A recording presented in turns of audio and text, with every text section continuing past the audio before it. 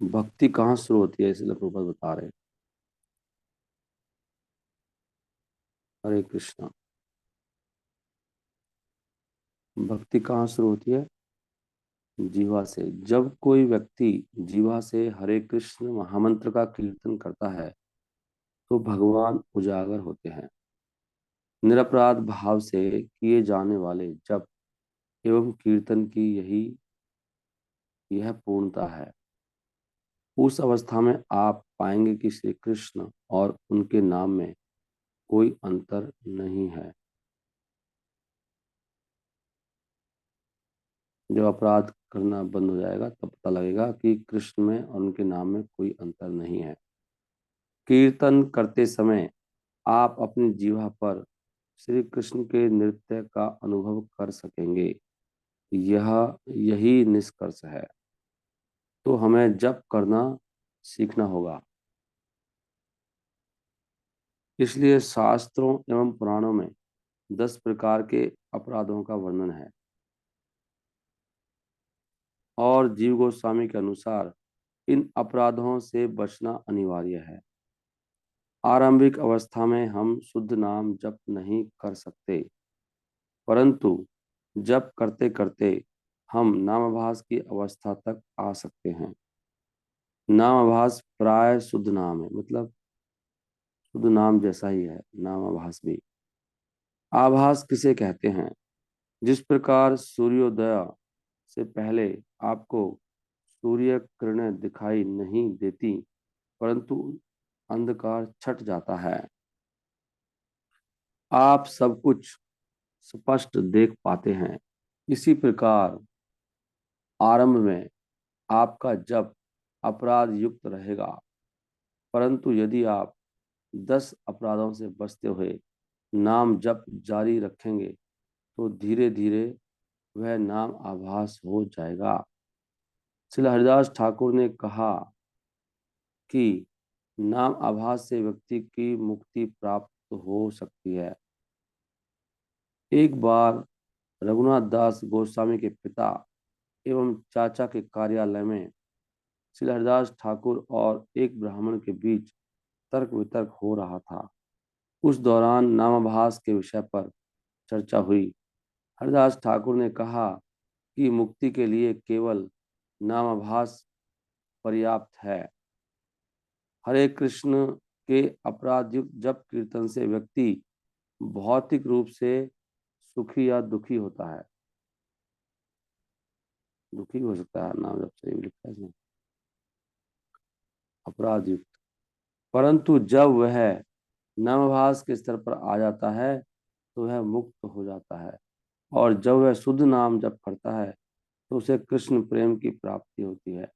उदाहरण के लिए श्री रूप गोस्वामी जप किया करते थे, हम भी जप करते हैं, परंतु हम रूप गोस्वामी या सनातन गोस्वामी या हरदास ठाकुर के स्तर पर नहीं है। यदि हम उस स्तर पर आएंगे तो हमें कृष्ण प्रेम प्राप्त हो जाएगा। जैसे श्रील रूप गोस्वामी कहते हैं, मैं एक जीवा और 2 कानों से क्या कीर्तन करूंगा? यदि मेरी लाखों जीवा हो और करोड़ों कान हो तब मैं कुछ कीर्तन कर सकता हूँ। और एक हम है कि हमारी 16 माला भी पूरी नहीं होती, क्योंकि अभी तक जप के प्रति हमारी रुचि उत्पन्न नहीं हुई है। हम अभी भी नाम अपराध अवस्था पर हैं, परंतु निराश ना होइए, जप करते रहिए। आप धीरे धीरे नाम आभास और फिर शुद्ध नाम की अवस्था पर आ जाएंगे। प्रत्येक कार्य का विकास क्रमिक होता है। तो कृष्ण का नाम भी कृष्ण का अवतार है, क्योंकि नाम और श्री कृष्ण में कोई अंतर नहीं है। अभिनित्वाद नाम नामिनो। इस संसार में किसी वस्तु तथा उसके नाम में अंतर होता है, परंतु परम सत्य के पूर्ण स्तर पर यह अंतर नहीं पाया जाता। यह अद्वैय ज्ञान है। इसके अनुसार व्यक्ति तथा उसका नाम दोनों एक होते हैं। इसलिए जब हम हरे कृष्ण मंत्र का कीर्तन करते हैं तो हम प्रत्यक्ष श्री कृष्ण का संग करते हैं। क्योंकि कृष्ण का नाम ही कृष्ण का अवतार है, नाम रूपे कृष्ण अवतार। इसलिए यदि हम थोड़े समझदार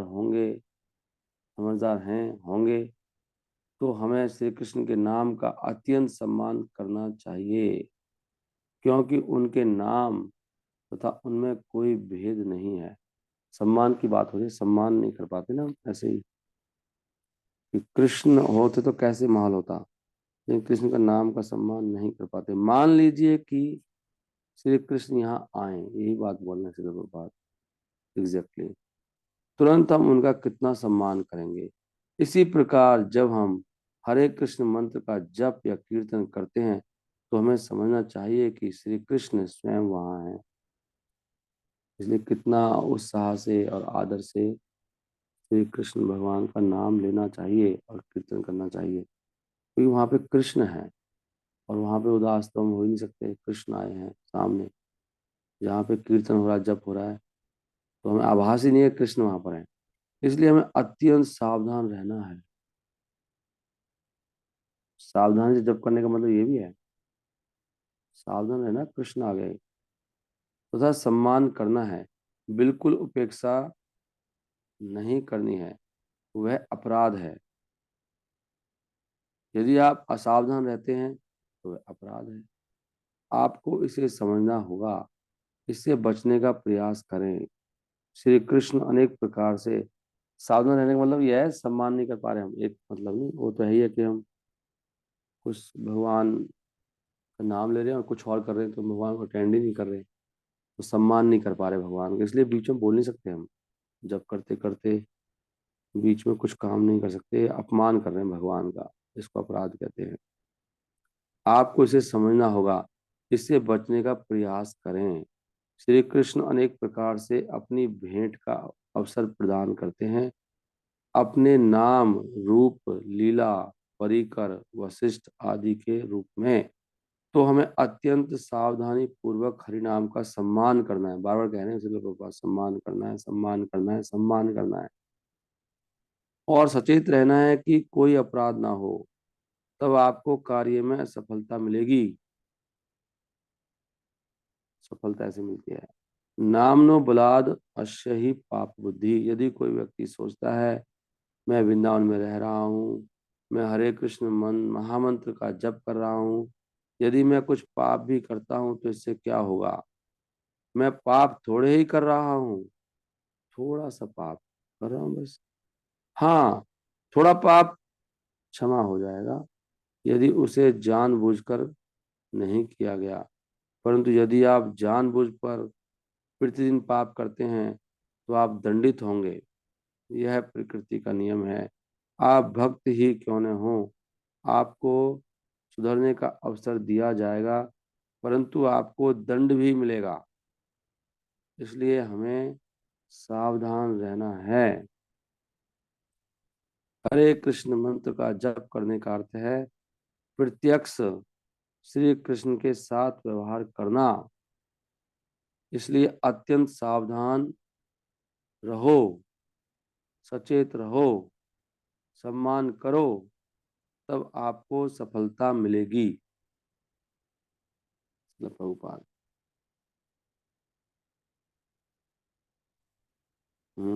एक दो बार आपको क्षमा मिल सकती है, बार बार नहीं मिलेगी।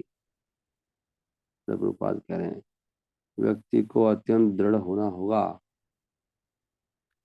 जप करने से हम पूर्णता के सर्वोच्च स्तर तक आ सकते हैं। हो सकता है कि आरंभ में अपराध हो, परंतु यदि हम अपराधों से बचने का प्रयास करेंगे तो वह नाम आभास स्तर होगा। नामाभास शुद्ध नाम नहीं है, परंतु वह प्राय शुद्ध ही है।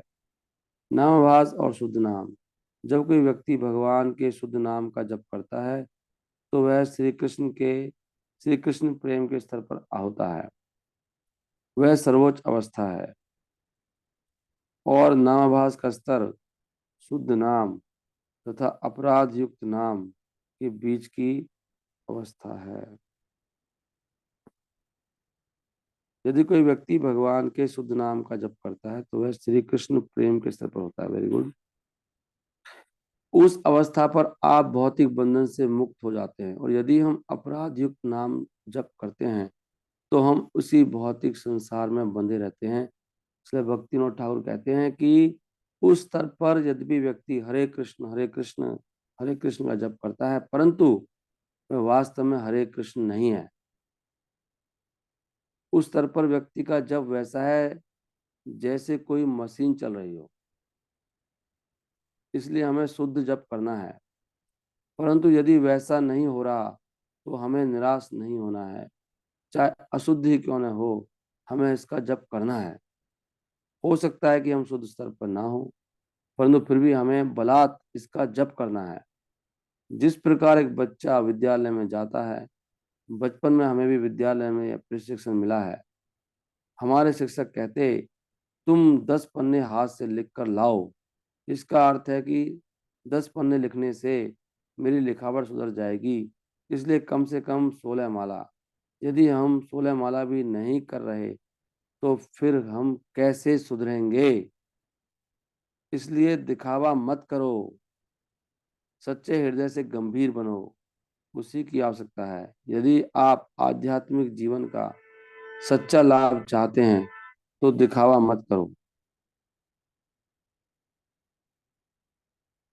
दिखावा अर्थात भीतर से कुछ और बाहर से कुछ। सच्चाई को दिखावे की आवश्यकता नहीं है। यदि व्यक्ति बिना अपराध के शुद्ध नाम जप करता है तो केवल एक कृष्ण नाम लेने से वह भौतिक बंधन से मुक्त हो जाएगा। केवल एक नाम। एक भक्त बोल पड़े, बोले, इसलिए प्रभुपाद, आपने कहा कि जप के 3 स्तर हैं। यहाँ आपने मध्यम अवस्था नामाभास की चर्चा की। मुझे यह विषय स्पष्ट नहीं हुआ। क्या यह वह स्तर है जब हमसे अपराध तो हो रहे हैं, परंतु हम अपराध करना नहीं चाहते, हम प्रयास कर रहे हैं कि? इसलिए प्रभुपाद बोलते हैं, नहीं, तुम अपराध नहीं करने का प्रयास करते हो, परंतु कई बार पुरानी आदतों के कारण अपराध कर बैठते हो। इसलिए हमें 10 अपराधों से बचना है। दीक्षा के समय हम उनकी चर्चा करेंगे। इन 10 अपराधों से बचना होगा। सबसे बड़ा अपराध यह सोचना है कि हरे कृष्ण मंत्र का जप करके मैं पाप मुक्त हो जाऊंगा। रात के समय मैं पाप करूंगा और सुबह उठकर मैं हरे कृष्ण जप कर लूंगा और मेरे सारे पाप समाप्त हो जाएंगे। यह सबसे बड़ा अपराध है। चूंकि मैं जप कर रहा हूं इसलिए मेरे सारे पाप नष्ट हो जाएंगे। नाम के बल पर पाप करना सबसे बड़ी मूर्खता है। निसंदेह हरे कृष्ण मंत्र का जप करने से हम तुरंत पापों से मुक्त हो जाते हैं, यह तथ्य है। परंतु हमें पुनः वे पाप नहीं करने। ईसाई लोग गिरजाघर में जाकर क्षमा मांगते हैं, महोदय पिछले सप्ताह मुझसे ये पाप हुए हैं। ठीक है, कोई बात नहीं, मुझे थोड़ा धन दे दो। सोमवार से पुनः वे पाप कार्य आरंभ हो जाते हैं और रविवार आने पर पुनः क्षमा। तो यह अनुचित है। आपको क्षमा मिलेगी, परंतु उस पाप को पुनः मत दोहराओ।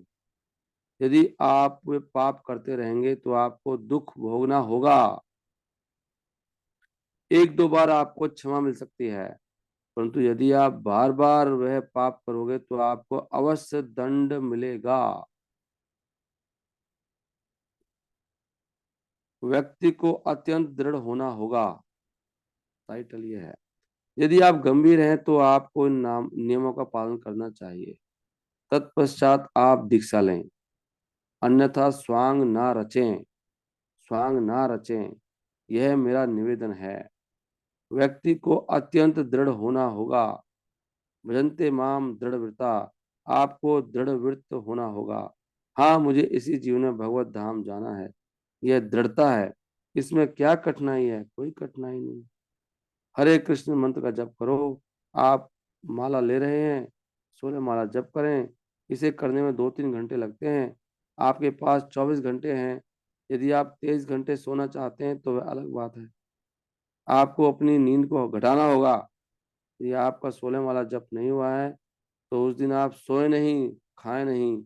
आप खाना क्यों नहीं भूल जाते? आप हरे कृष्ण जप ही क्यों भूलते हो? यह लापरवाही है, अपराध है। इसकी बजाय आपको खाना सोना भूलकर 16 माला पूरी करनी चाहिए। उसे दृढ़ता कहते हैं, उसे दृढ़ वृत्ति कहते हैं। तो दीक्षा के लिए आपका स्वागत है, परंतु यदि आप लापरवाह हैं, यदि आप ढोंग रच रहे हैं, तो मैं आपकी रक्षा नहीं कर सकता। श्रीमद् भागवतम 1.16.35 पर प्रवचन, हवाई, 28 जनवरी 1974। Hare Krishna. Okay, last. Interesting. कितनी माला करनी चाहिए? 16 ज्यादा?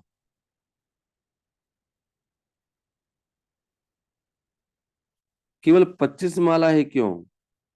जितना अधिक संभव हो तुम उतना जप करो। वास्तविक एकादशी का अर्थ है उपवास और जप, बस कुछ और नहीं। जब व्यक्ति उपवास करता है तो जप सरल हो जाता है। तो एकादशी के दिन यदि कोई कार्य अत्यंत महत्वपूर्ण नहीं है, उसे एक दिन के लिए टाला जा सकता है, रूपा जी कह रहे हैं। प्रभुपाद, उन्हें प्रशिक्षण दिया जाना चाहिए। इंद्रिय तृप्ति का अर्थ है कि व्यक्ति कृष्ण भावना में अधिक प्रगत नहीं है। जैसे ही व्यक्ति कृष्ण भावना में प्रगति करता है, उसकी भोग प्रवृत्ति कम हो जाती है। यही परीक्षा है। भक्ति पर ईशानुभवा विरक्ति अन्यत्र च। कृष्ण भावना में प्रगति का मानदंड यह है कि आपके इंद्रिय भोग में अनुपातिक गिरावट आनी चाहिए। यह परीक्षा है। जिस प्रकार ज्वर का गिरना स्वस्थ होने का प्रतीक है, यही परीक्षा है भक्त। परंतु यदि ज्वर नहीं गिरता तो क्या करें? प्रभुपाद, तब तुम्हें हरे कृष्ण मंत्र की 16 माला के स्थान पर 64 माला जप करने का प्रयास करना चाहिए, अगर इन तृप्ति नहीं रुक रही है तो। यही मार्ग है। 16 माला न्यूनतम है। हरदास ठाकुर 3 लाख नाम जप करते थे। तो आपको जप बढ़ाना है। यही एकमात्र उपचार है। यदि कोई दृढ़ है तो वह अवश्य प्रगति करेगा, किंतु दृढ़ होना अत्यंत कठिन है।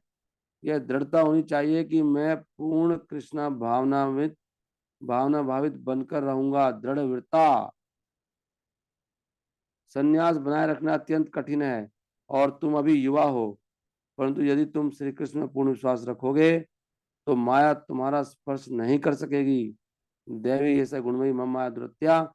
माया अत्यंत प्रबल है, परंतु यदि हम श्री कृष्ण के प्रति पूर्ण समर्पित रहते हैं तो माया हमारा कुछ नहीं बिगाड़ सकेगी। इसलिए सदैव कृष्ण भावना में सुदृढ़ रहो। यह कठिन नहीं है। कठोरता पूर्वक नियमों का पालन करो और जितना अधिक हो सके हरे कृष्ण मंत्र का जप करो। सन्यासी के लिए तुम जप संख्या बढ़ा दो, तब तुम दृढ़ रहोगे। जिन्हें पहले दीक्षा मिली है उन्हें कम से कम 16 माला जप करनी चाहिए। संख्या पूर्वक नाम गान नति भी गोस्वामियों ने हमें मार्ग दिया है। संख्या पूर्वक तो कम से कम हमें कितनी माला करनी है? हरदास ठाकुर 3 लाख नाम जप करते थे। हम उतना नहीं कर सकते, वह संभव नहीं है।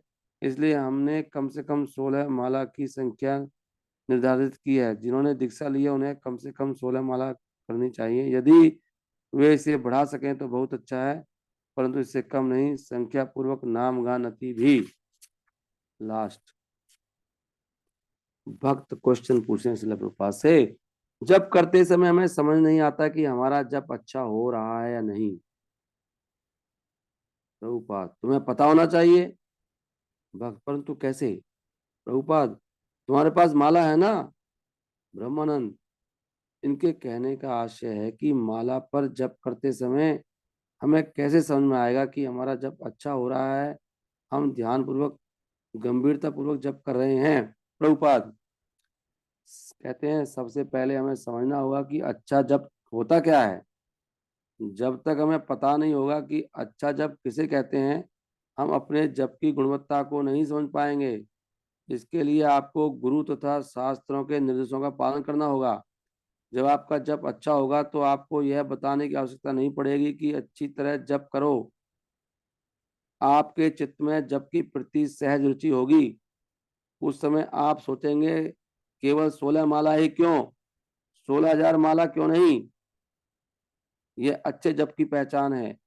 चूंकि हमारे मन में जप की इच्छा नहीं है, इसलिए हम नियम बनाते हैं कि कम से कम 16 माला करनी है।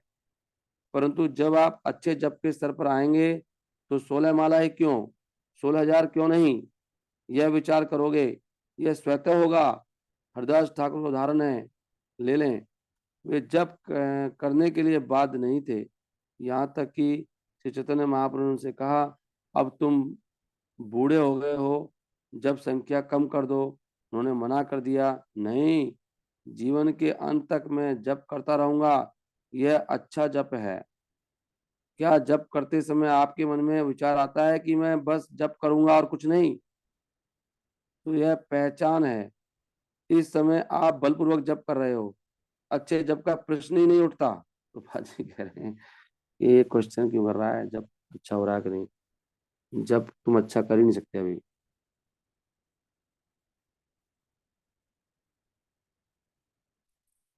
ओके। इस समय आपको नियम पूर्वक जप करने का अवसर दिया गया है, जिससे एक दिन आप अच्छे जप के स्तर पर आ सकें। परंतु इसका अर्थ यह नहीं है कि आप अच्छा जप कर रहे हैं। मतलब हम लोग ये नहीं सोच सकते अभी कि हम अच्छा जप कर रहे हैं। 16 माला करने वाला व्यक्ति ये सोच रहा है अच्छा जप किया मैंने, वो मूर्ख है। अच्छा जब तब होगा जब आपका सारे दिन 24 घंटा माला करो। 16 माला करने वाला अच्छा जप कर ही नहीं सकता, आप रूपा जी कह रहे हैं। अच्छा जप अलग बात है। अत्था शक्ति, आसक्ति। जैसा कि रूप गोस्वामी कहते हैं, मैं एक जीवा तथा 2 कानों से किस प्रकार जप करूं। यदि मेरी लाखों जीवाएं और करोड़ों कान होते तो मैं इसका आनंद ले सकता हूँ। यह अच्छा जप है। अच्छा जप करना इतना सरल नहीं है। कदाचित अनेक जन्म लगेंगे। लो जी, अनेक जन्म लगेंगे। दीनता इसको कहते हैं। तब तक आप नियमों का पालन करो। जब तक आप नियम मानकर जप कर रहे हो तब तक अच्छे जप का प्रश्न ही नहीं उठता। अच्छा जब तो वो अपने आप ही माला, जब सोते सोते ही मुंह से हरि नाम निकले, तब है अच्छा जप। तो तुम यह समझना चाहते हो कि अच्छा जप किसे कहते हैं, तो यह अच्छा जप है। इसमें जबरदस्ती नहीं होती। सहज ही आपके मन में जप करने की इच्छा होती है। इसे अच्छा जप कहते हैं। मैं पुस्तक लिखता हूँ, मुझे किसी ने बाध्य नहीं किया है। कोई पुस्तक लिख सकता है, फिर भी वे क्यों नहीं लिखते। क्या मैं रात्रि 1 बजे उठकर यह कार्य करता हूँ, क्यों, सॉरी, क्यों मैं रात्रि 1 बजे उठकर यह कार्य करता हूँ। प्रभुपाद जी इन किताबों को रात को लिखते थे और हम पढ़ते नहीं है। ये भी एक अपराध है। जो किताब नहीं पढ़ता है डेली 1 घंटा है वो फिनिश्ड है। चाहे अगर आप में से कोई नहीं पढ़ रहे हैं तो आप मान के बैठो कि मैं खत्म हो चुका हूँ, गारंटी से। ये बात एक किताब है रीडिंग रिफॉर्म करके, उसमें कोट है प्रभुपाद जी का, कम से कम 1000 बार बोला प्रभुपाद जी ने बात, अलग अलग जगह। जो 1 घंटा किताब नहीं पढ़ता है उस व्यक्ति वो माया में भयंकर रूप से, वो बस ऐसे ही है, बस दिखावा कर रहा है, कुछ नहीं कर रहा वो। और प्रभुपाद जी ने रात को लिखी हैं किताबें। प्रभुपाद जी कह रहे हैं अपनी वाणी में, क्यों मैं रात्रि 1 बजे उठकर यह कार्य करता हूँ, क्यों मैं इसके बिना नहीं रह सकता। इसे कहते हैं रुचि। कई बार कहते हैं कि अपने बारे में क्यों बोल रहे हैं, देखो प्रभुपाद जी बोलो अपने बारे में। बोलना पड़ता है कभी कभी शिष्यों के कल्याण के लिए। हाँ, हमेशा ही बोलता रहे कोई तो प्रॉब्लम है फिर। यहाँ प्रभुपाद जी खुद ही कह रहे हैं, क्यों मैं रात को लिखता हूँ, क्यों मैं रह नहीं सकता, मैं डेली लिखता हूँ, रात को 1 बजे उठ जाता हूँ, 10-11 बजे सोता हूँ, 1-2 घंटे उठ जाता हूँ। 1 बजे उठ जाते हैं प्रभा जी रात को, देख रहे हैं आप, प्रैक्टिकली कर रहे हैं। और इसको कहते हैं रुचि। क्यों लिखता हूँ, मैं खुद कह रहे हैं प्रभा जी, मैं रुचि है मेरे अंदर। इसलिए लोगों को मेरे तात्पर्य अच्छे लगते हैं। खुद ही करें अपने तारीफ नहीं। इसलिए लोगों को मेरे तात्पर्य अच्छे लगते हैं। श्री चैतन्य महाप्रभु रुचि का प्रदर्शन करते हैं। शून्यतम जगत सर्वम गोविंद विरेन में, यह रुचि है। मैं इसका प्रत्यक्ष अनुभव हूँ। गुरुजी खुद ही कह रहे हैं साफ साफ, मैं इसका प्रत्यक्ष अनुभव हूँ। यदि किसी की प्रेमिका मर जाए तो उसे पूरा संसार खाली दिखाई देता है। क्या संसार खाली है? नहीं, यह उसके प्रेम का गुण है। इसलिए रुचि को कैसे समझा जाए, इसका कोई सूत्र नहीं है। इसे आपको स्वयं समझना होगा। भोजन करने के बाद आपका पेट भर जाता है और आप शक्ति का अनुभव करते हैं। इसलिए आपको किसी प्रमाण पत्र की आवश्यकता नहीं होती। क्या आप मुझे प्रमाण पत्र देंगे कि मैंने भोजन कर लिया है? आप स्वयं समझ सकते हैं कि आपने खाया है या नहीं। इसी प्रकार यदि जप करते समय आपको आनंद का अनुभव हो रहा है तो वह रुचि है।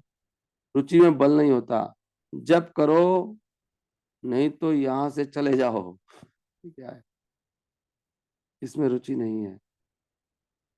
जप करो, नहीं तो यहाँ से चले जाओ। इसमें रुचि नहीं है। हम उससे अपेक्षा कर सकते हैं कि एक दिन वह रुचि के स्तर पर आएगा। उसके लिए समय चाहिए, गंभीरता चाहिए, परंतु रुचि है। श्रवणादि शुद्ध चित्ते, श्रवण करने से वह जागृत हो जाती है, बलपूर्वक नहीं। प्रातःकालीन सैर, नौरवी, 2 नवंबर 1975।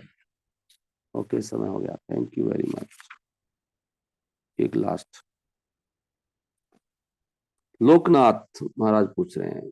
लोकनाथ प्रभु उस समय महाराज, श्रील प्रभुपाद, हमने जप करने के लिए 16 की संख्या क्यों चुनी है? प्रभुपाद, हाँ।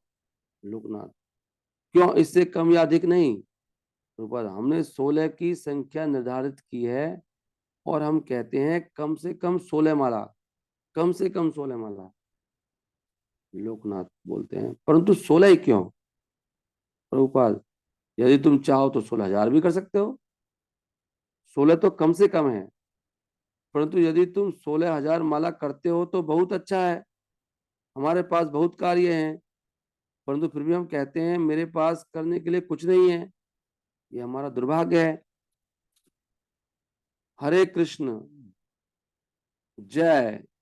हरदास ठाकुर जप कर रहे थे और वह वैश्या उनके पास आई। उसने कहा, चलो हमारा हम भोग करते हैं। हाँ, पहले मैं अपनी माला पूरी कर लूं।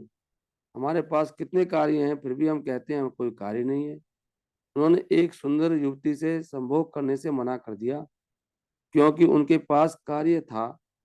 पहले मुझे अपना कार्य समाप्त करने दो और हम कहते हैं कि कोई कार्य नहीं है। कितना दुर्भाग्य है। श्री चैतन्य महाप्रभु ने कहा, कीर्तनीय सदा हरि। उन्होंने हमें 24 घंटे का कार्य दिया है और हम कहते हैं कार्य नहीं है। लोकनाथ कहते हैं, कुछ भक्तों के लिए अपने कुछ भक्तों ने अपने लिए 16 से अधिक संख्या निर्धारित की है। कुछ 20 और कुछ 25 माला जपते हैं।